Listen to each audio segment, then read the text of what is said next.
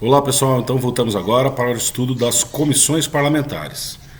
Nós vamos lá para o artigo 58 da Constituição Federal, onde tem a previsão das comissões parlamentares. Como é que elas funcionam, como é que elas se classificam, como é que elas se dividem e quais são as características dessas comissões. Vamos lá.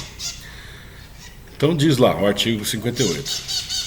O Congresso Nacional e suas casas terão comissões permanentes e temporárias, constituídas na forma e com as atribuições previstas no respectivo regimento ou no ato de que resultar sua criação.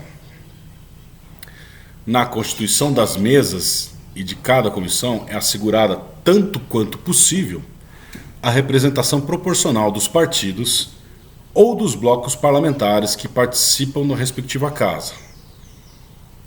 As comissões, em razão da matéria de sua competência, cabe discutir e votar projeto de lei que dispensar na forma do regimento a competência do plenário, salvo se houver recurso de 1/10 dos membros da casa. Quando a gente estudar o processo legislativo, nós vamos ver como é que eles atuam, como é que essas comissões atuam. 2.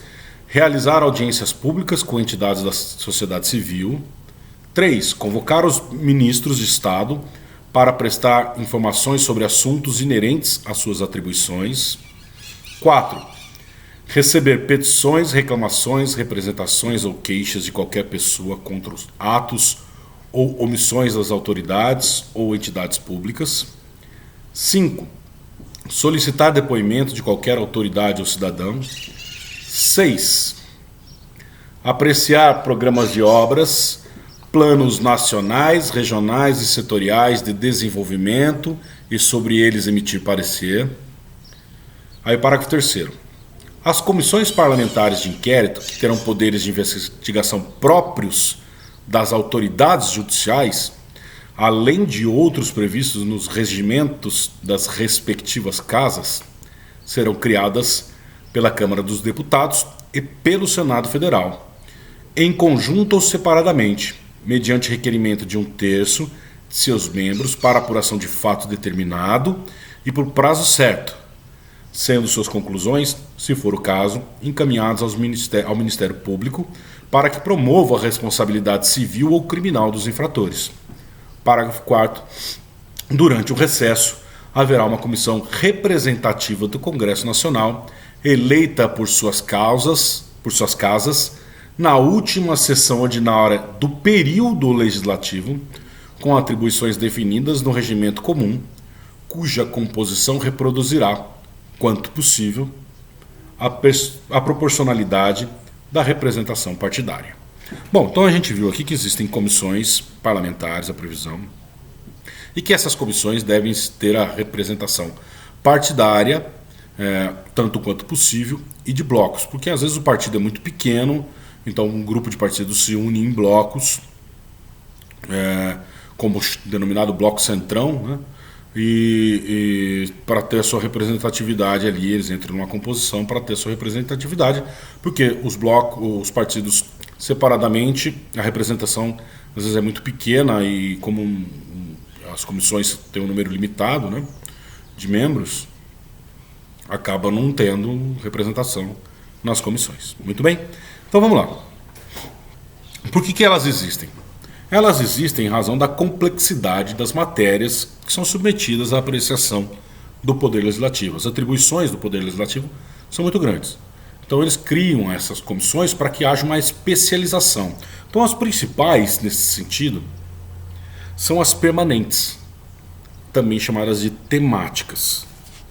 Tá? Essas permanentes, também chamadas de temáticas, no regimento do Senado Federal tem a previsão de 12 dessas comissões. Comissão do Meio Ambiente, Comissão de Defesa do Consumidor, Comissão de Matéria Tributária, Comissão de Constituição e Justiça, Comissão Agrária, enfim. Vários assuntos submetidos à apreciação do Congresso Nacional, tem lá a divisão de comissões. No Senado tem 12 previstas, na Câmara tem 23 comissões previstas. Muito bem? Só a título de exemplo. Então, essas comissões permanentes, a elas são submetidas a apreciação de projetos de lei, na sua maioria das vezes, tratando sobre os temas. Então tem lá um projeto de lei apresentado pelo deputado fulano de tal. Esse projeto de lei, conforme a matéria, ele vai passar por uma comissão temática. Então, se ele está tratando, por exemplo, de direito do consumidor, ele vai passar pela comissão de direito do consumidor, que é uma comissão permanente. Essas comissões, elas existem mesmo, elas duram permanentemente, mesmo ao final das legislaturas, que são os períodos de 4 anos, elas continuam. Por que eu estou falando disso? Porque nós vamos falar agora das temporárias. Ao lado das permanentes, nós temos as temporárias. As temporárias são criadas por um prazo determinado, né? No regimento interno da Câmara há a especificação de um prazo limite, que é de 120 dias, prorrogável por mais 60. No regimento do Senado não há esse prazo, e no regimento do Congresso não há esse prazo. Porque as comissões podem ser da Câmara, do Senado ou mistas do Congresso Nacional. Tá? Então, o regimento da Câmara estabelece um prazo, o do Senado e do Congresso não. Mas no ato de criação, como a gente viu que está especificado na própria Constituição, vão estabelecer o prazo. Tá? Então nós temos as comissões permanentes e as comissões temporárias. Quanto à duração, elas são classificadas assim, permanentes e temporárias. Quanto à formação, elas são exclusivas da Câmara ou do Senado ou mistas do Congresso Nacional. Tanto as permanentes quanto as temporárias. Tá bom? Muito bem. Então vamos lá. Comissões permanentes ou temáticas, eu já falei para vocês. Então elas estão previstas ali no artigo 58, parágrafo 2º. E essas comissões permanentes emitirão pareceres sobre os temas a elas submetidos. Tá? Esses pareceres, eles são apenas opinativos na maioria das vezes. Então eu entrei com um projeto, eu sou deputado, eu entrei com um projeto sobre meio ambiente, passou pela comissão de meio ambiente, a comissão de meio ambiente deu um parecer dizendo que o meu projeto de lei é inconstitucional ou é contrário aos interesses do meio ambiente. Não inconstitucional, porque essa é a Comissão de Constituição e Justiça, mas diz que o meu projeto de lei é contrário aos interesses do país em termos de meio ambiente. Muito bem. Esse parecer é opinativo. Tá? Isso não termina, não acaba com o meu processo, com o meu projeto de lei.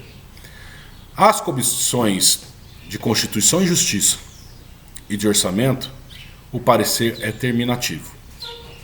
Mas pode, havendo o recurso de 1/10 do Congresso Nacional, esse parecer ser revisto pelo plenário da Câmara. Isso a gente vai ver melhor no processo legislativo, tá?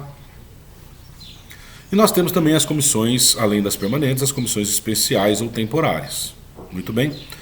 As comissões especiais ou temporárias, elas têm que ser direcionadas a assuntos específicos, internos ou externos. Internos para serem discutidos e debatidos dentro do Congresso, dentro da casa, da respectiva casa, ou externamente. Nós tivemos aí a criação pela Câmara dos Deputados de uma comissão de acompanhamento das queimadas na Amazônia no ano passado, quando teve aquele crescimento muito grande de queimadas. A Câmara aprovou a criação de uma comissão especial, portanto temporária, externa, para analisar questões externas aos assuntos afetos à Câmara. Tá? Essas comissões, elas têm prazo fixo, como eu disse para vocês, no regimento da Câmara, esse prazo é de 120 dias, prorrogável por mais 60. No regimento do Senado não tem a especificação de prazo, nem no regimento do Congresso, mas no ato que cria vai ser especificado o prazo. Essas comissões, elas terminam com a conclusão dos trabalhos, conclusão dos trabalhos. 2, quando termina o prazo. E 3, quando termina a legislatura. Portanto, nenhuma das comissões especiais e temporárias pode passar o período da legislatura. Então vamos imaginar uma comissão que foi criada, especial temporária, que foi criada no começo da atual legislatura, né, que teve início em janeiro do ano passado, fevereiro do ano passado, né? Ela vai até dezembro de 2022, né? 2019, 2020, 2021, 2022. Período de legislatura, 4 anos. Tá? Não pode ultrapassar 22 de dezembro de 2022, que senão ultrapassa a legislatura. Tá bom? Então elas terminam desta forma. Como eu disse para vocês, elas podem ter formação exclusiva, só por deputados, só por senadores, ou podem ser mistas do Congresso Nacional. Além dessas comissões temporárias, nós temos uma temporária prevista no parágrafo 4º. Durante o recesso, ou os períodos de recesso do Congresso Nacional, uma comissão deve responder pelo Congresso. Diz lá: durante o recesso haverá uma comissão representativa do Congresso Nacional, eleita por suas casas na última sessão ordinária do período legislativo, com atribuições definidas no regimento comum, cuja composição reproduzirá, quanto possível, a proporcionalidade da representação partidária. Tá? Então é uma comissão criada aí para os recessos. Então, os recessos do período legislativo, dos períodos legislativos que estão previstos ali no artigo 57. Então, diz o 57.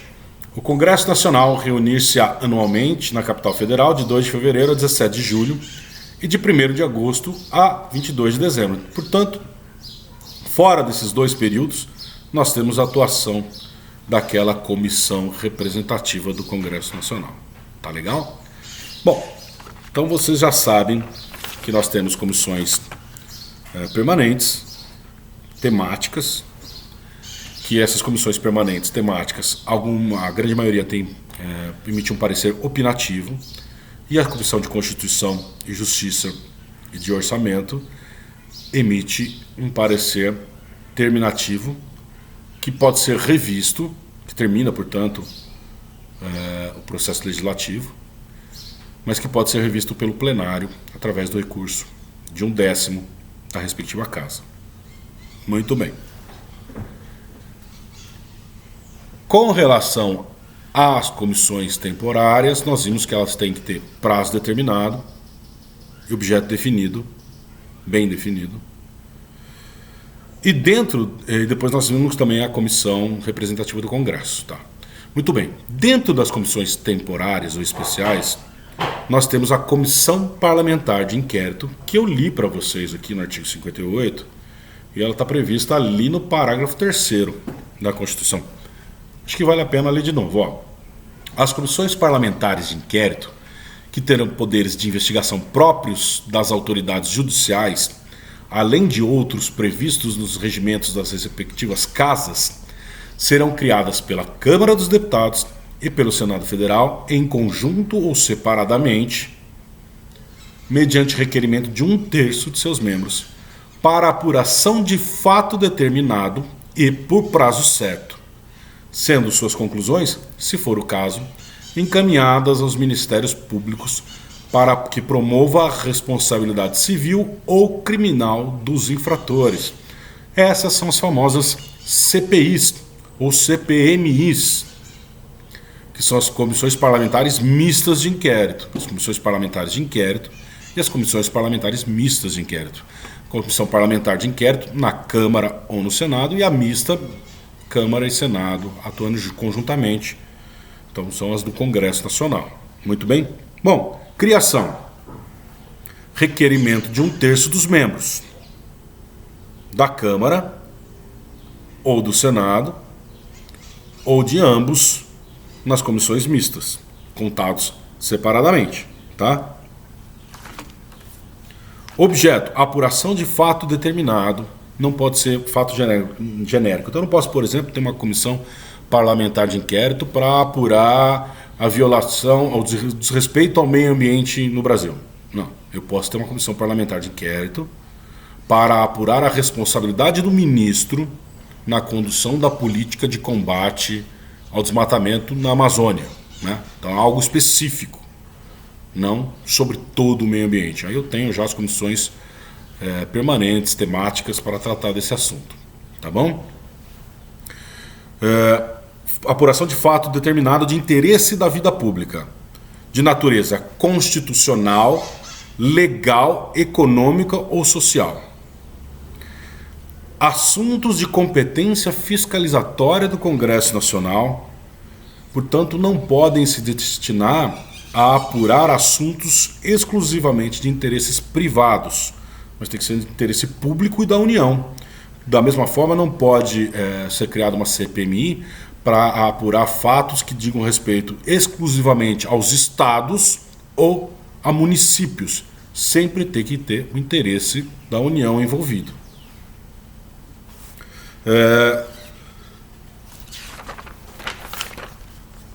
Prazo certo, nós já falamos isso, são temporários.